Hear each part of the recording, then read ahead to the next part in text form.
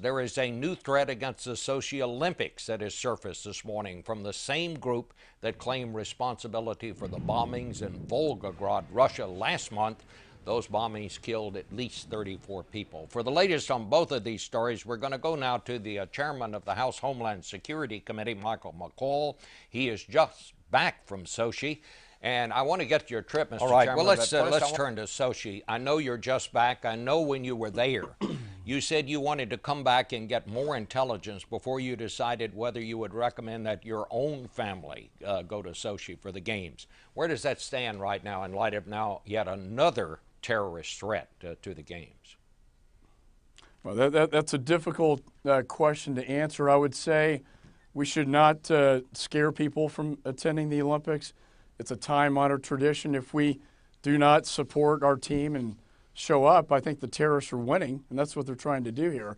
Having said that, I would say that the security threat to the Olympics, this particular Olympics, are the greatest I think I've ever seen because of the proximity of the terrorist to the Olympic Village. And just recently, Bob, most significantly, now we have the leader of al-Qaeda, Zawahiri, from Pakistan, Afghanistan, now calling for a global jihad against these Olympics.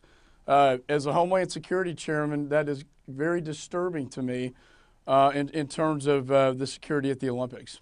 Well, let's talk about that a little. I mean, is this something, should we just cancel this whole thing? Should we not put our athletes in harm's way? I mean, when he's talking about a worldwide jihad, that sounds pretty serious stuff here. It's concerning. It's a little spooky, combined with these so-called black widows we know are seeking revenge for their husband's death in the Caucasus region. And we know one of these black widows penetrated the ring of steel, if you will, that Putin has put up. I don't think it's time to be an alarmist and cancel. If this thing gets worse, maybe we would consider that. But remember, this ring of steel, there's about 100,000 security officials. I saw them down there. The Cossacks, you have the special forces, the military. This is quite a fortified event. Putin is putting everything he has from a security standpoint down there. We have also added our diplomatic security corps, FBI agents, and others to help with the security.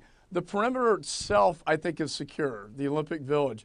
I think the real threat lies outside this ring of steel, where soft targets can be hit quite easily. And I think you're probably going to see more of those, like you just saw with that train bombing you had on the program earlier by a suicide bomber with buses. And they're calling for more of these attacks just as of yesterday. So I think you're going to see more of these attacks, but outside the perimeter.